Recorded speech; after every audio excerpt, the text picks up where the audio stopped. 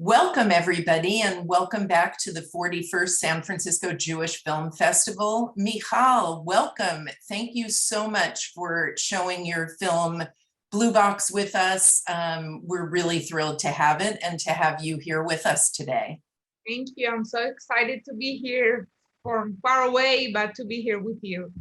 Yeah, congratulations so much for premiering the film at Hot Docs. We're really happy to be showing it here at the Jewish Film Festival, the first ever Jewish film festival here in the States to show the film. I thought we could start, maybe you could just tell us a little bit about how this project got started and how you came up with the idea. Okay, so we need to go back to 2007, 14 years ago.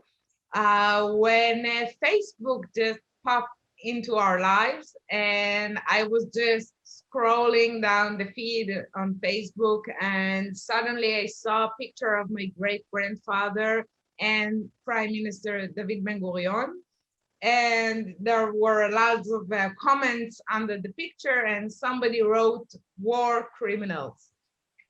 And I was a bit shocked because I knew that my great-grandfather was a hero and he was responsible for all the forests and settlements, and he was part of establishing the state of Israel.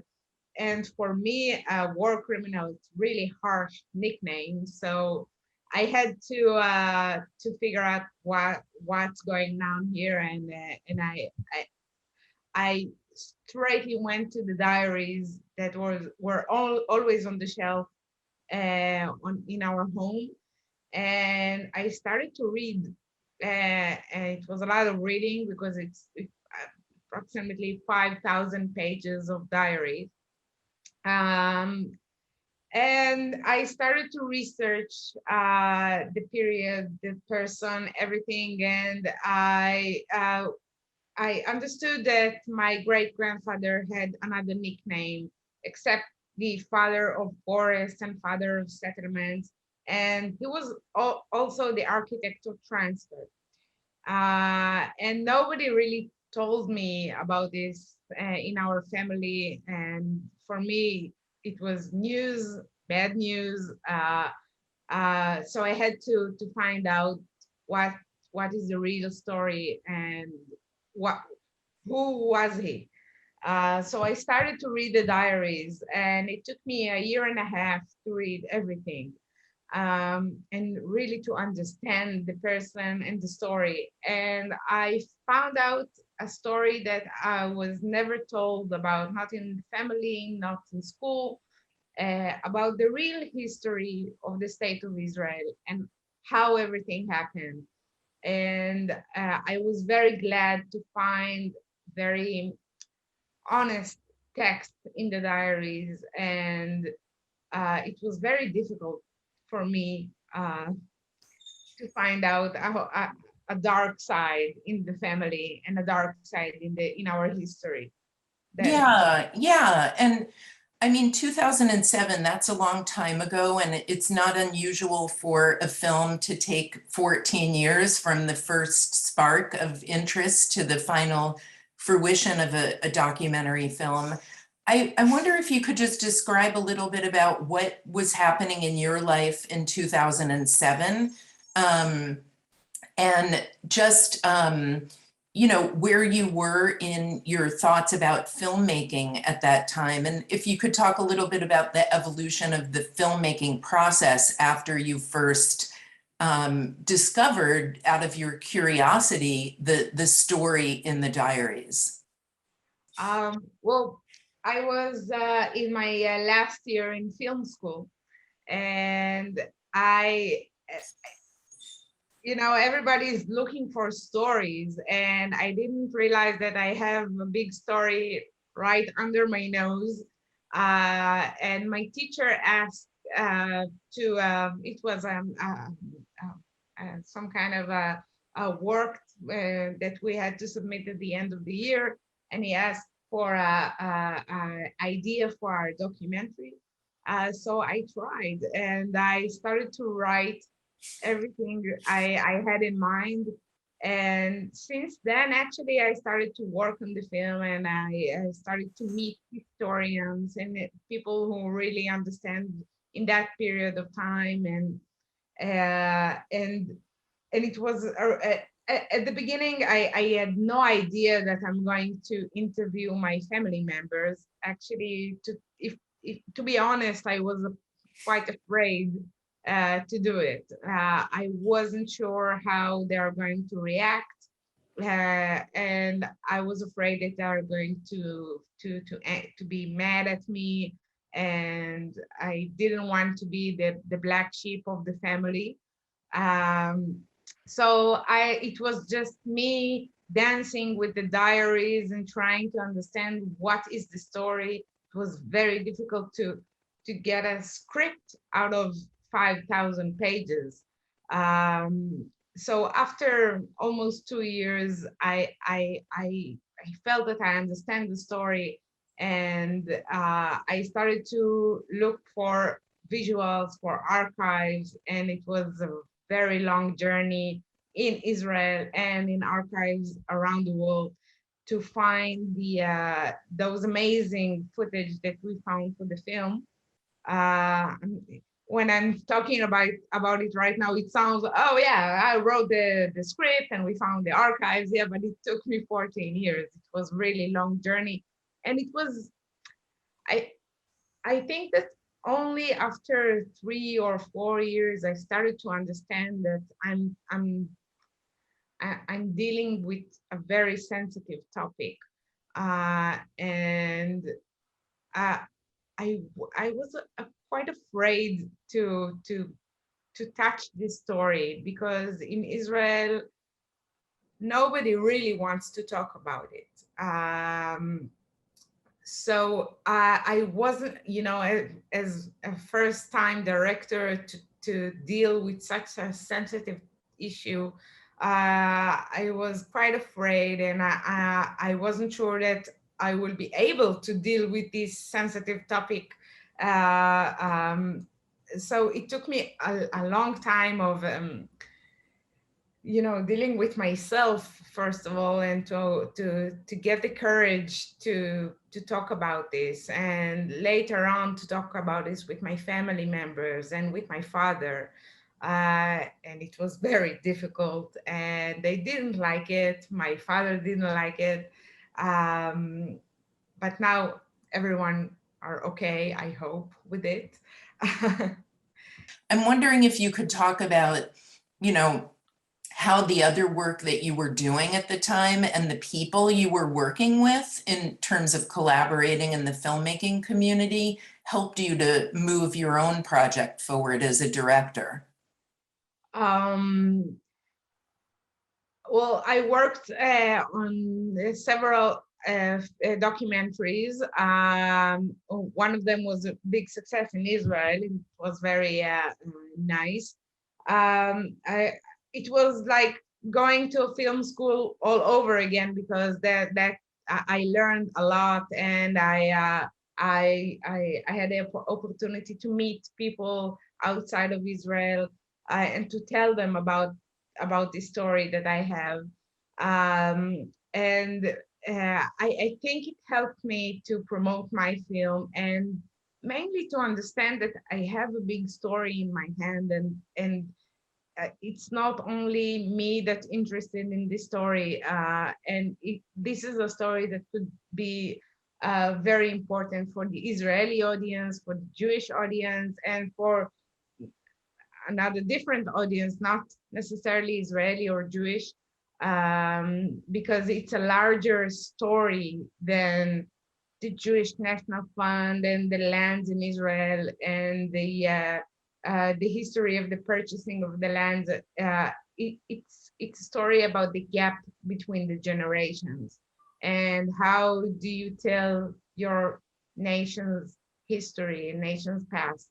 And we're not the only country that have some skeletons in the closet. So in 2015, I met my co-producer from Canada and my co-producer from Belgium, and they all talked with me about their dark history of their country. So I felt that it's a bigger story than just a local story, and everybody can connect this topic of dark side of history, and what do you tell to the next generation, and how do you tell the nation's narrative. I'm wondering if you could talk about how you thought about these different footage elements, you know, the diary, the archival footage, and then the interviews with the family members. And if you gave thought to, or how you gave thought to raising questions that wouldn't necessarily be answered in a pat way by the end of the film.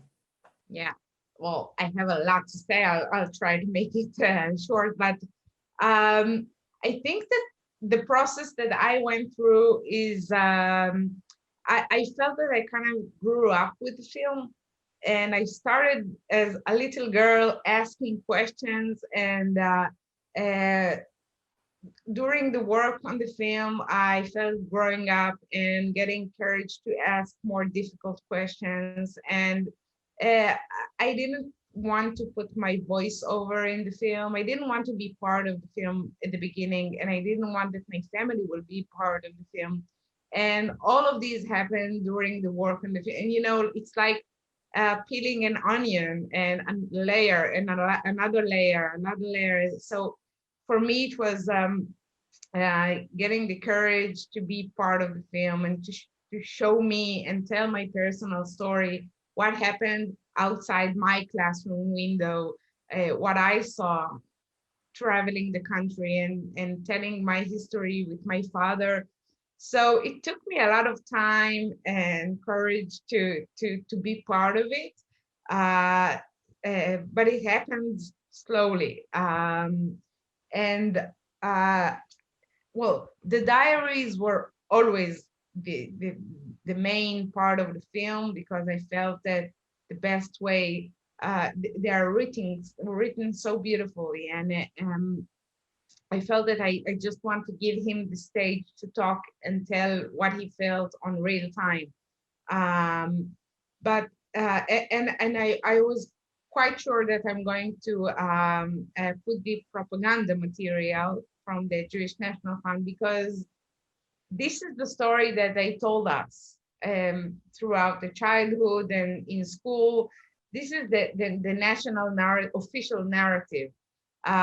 So it was very important for me to juxtapose these propaganda materials with the diary materials, because they're telling two different stories. And later on, I jumped in with my personal story and my voice.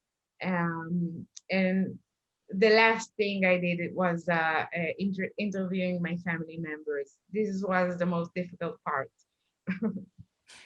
Yeah, and so what were those conversations like, and how did you move through getting them to, first of all, agree to be filmed, and also what kind of, did you make any agreements with them about, or what did you tell them about how these interviews would be used in the film? Well, I kind of surprised them.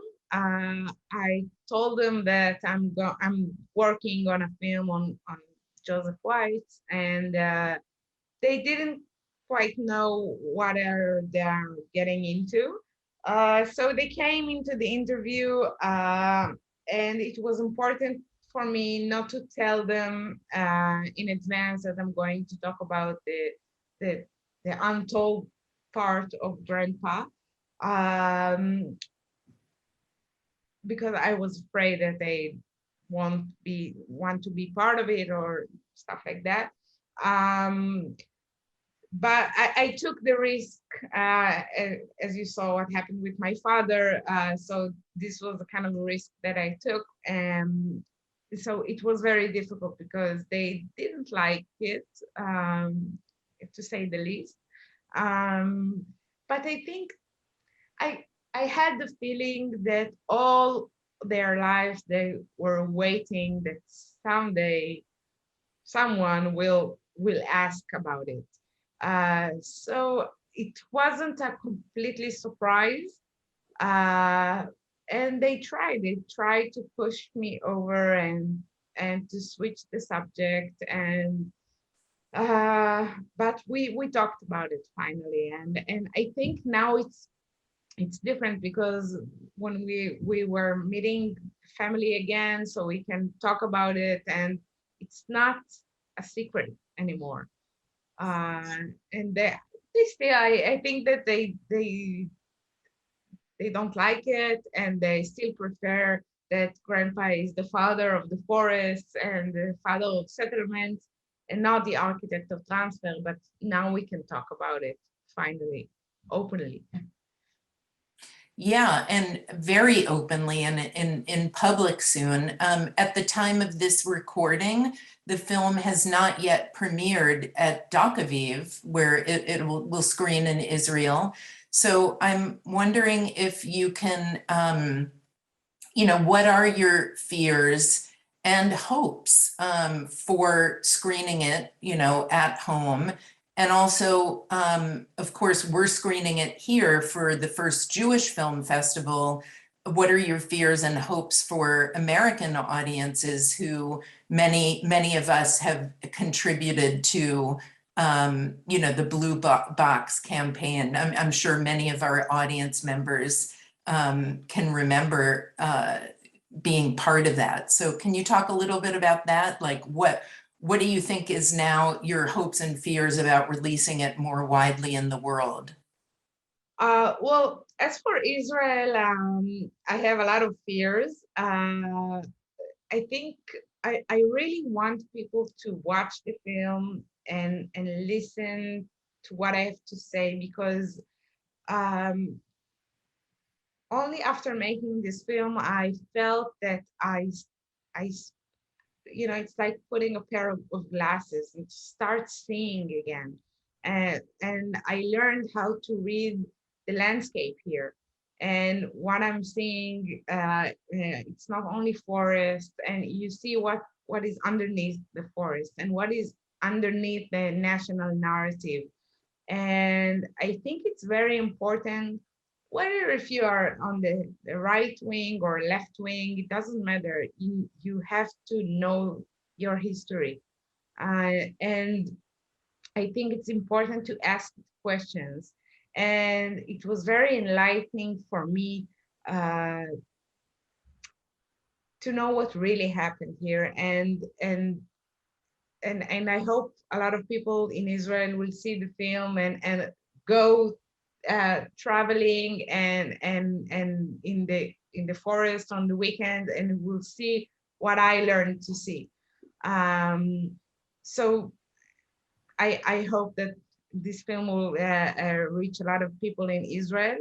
And as for the world, and especially the Jewish communities around the world, uh, again, I think that the Jewish National Fund has done really amazing things, but we need to ask where was the money they contributed to the blue boxes? What did the money do? Um, and all those forests, we need to check what is lying underneath it. And and I think we need just to know this organization, and the million dunam deal. It's a big story, and you won't hear a word of it, not in the internet and anywhere. So I think it's important just to know this organization and know the history and learn how this everything that happened back then is so connected to what is happening today, especially in Israel. And you could of course see this in the last operation in Gaza and the riots inside Israel. This is everything is connected, and if you really want to know why this happening right now, you have to go back and to learn how everything started. And I think that the film really helps to understand it.